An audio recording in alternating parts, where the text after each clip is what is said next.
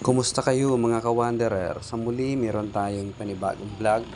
Itong ating pagbisita sa isang resort dito sa may Santa Maria. So ito ay nasa Barangay Paroyhog at tinatawag na Madronas Beach Resort. So ang lakad na ito ay kaisahan lang ng aming mga family friend at kami isinama.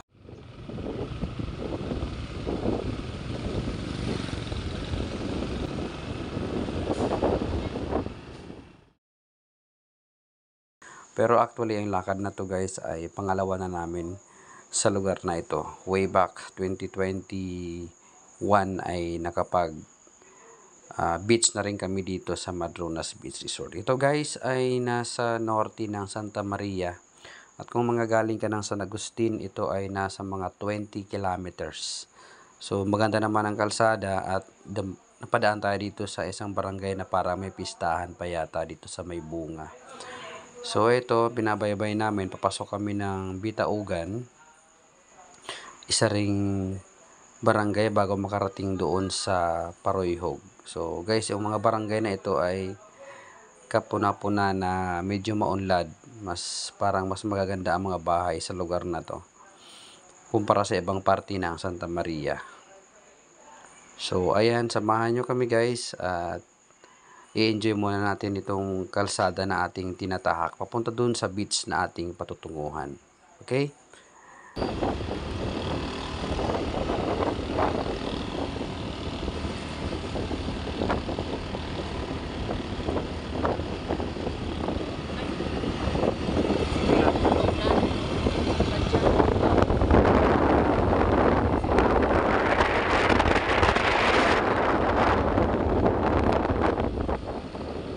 Apa sih bro?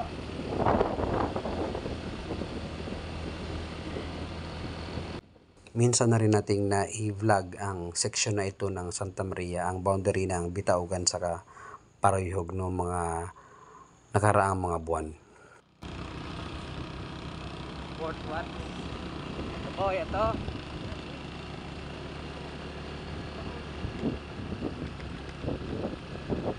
May bicycle.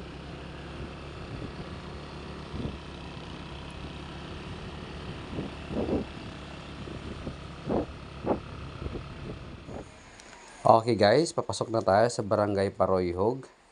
Dito sa unang palusong, hindi natin alam kung anong pangalan ng sitio na to. Pero meron ditong kapansin-pansing bagong gawang tulay. Ayan, so maayos-ayos na yung pagpalusong dito. Kasi kumpara noon, medyo masyadong malalim yan. At talagang nararapat ng palitan yung dating tulay. So ito guys, merong dalawang parte itong Paroyhog. Hindi ko lang alam kung anong tawag dito sa portion na to. And din sa kabila ng burol na yan, merong kahawig na terrain ng Paroyhog. So, ayan. At papasok na tayo doon sa isa pang portion ng Barangay Paroyhog.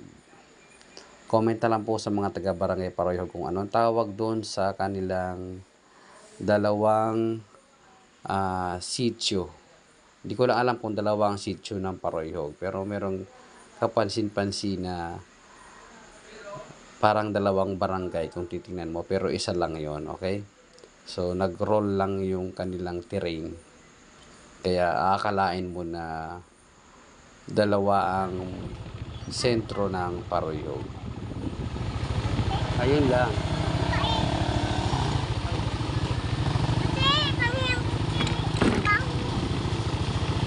May mga kasabay kita.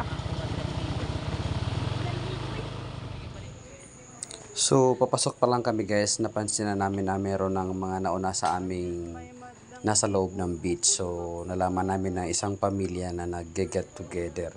So, mas marami sila at inookupahan nila yung mas malaking cottage dito sa loob ng beach. So, kukunin namin yung isang maliit-liit lang na cottage. Buti lang at medyo close yung aming kaibigan doon sa caretaker, kaya hindi na kami masyadong nahirapan pumasok. So ayan pala guys, yung karatula, may makikita kayo yung mga rate nila kung magkano ang upa sa mga cottage at yung kung magkano ang entrance.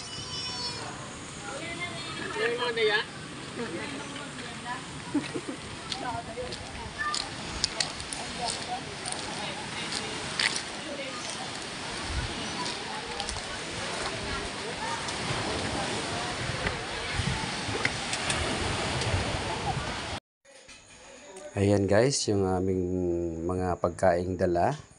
So mas marami dyan ang dala ng aming family friend. Yan, yung masarap niyang sinigang na hipon. Ayan yung aming share, yung kamote, dahil after naming mag-unwind dyan ay magkakape daw kami. Siyempre the best place for coffee din ay ang beach. Ayan. So yan yung aming konting pinagsalusaluhan sa oras na yan. Hello.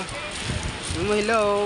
Papa, ito ba ang luyan? Papa, luyan ang luyan. 1, 2, 3. 1, 2. So ayan, syempre hindi rin namin pinalagpas yung pag-upo dun sa duyan na nasa katali sa ilalim ng puno ng talisay.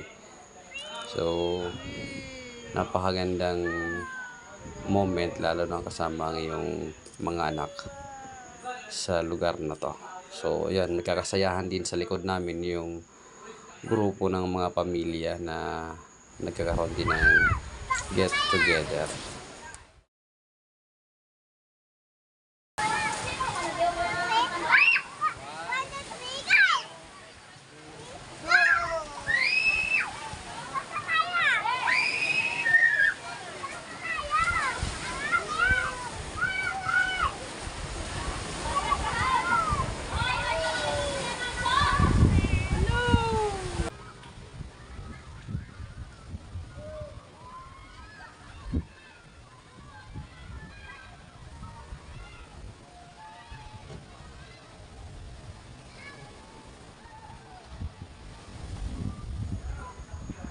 Napakaganda rin ang paligid ng beach na to guys, dahil meron siyang Bermuda.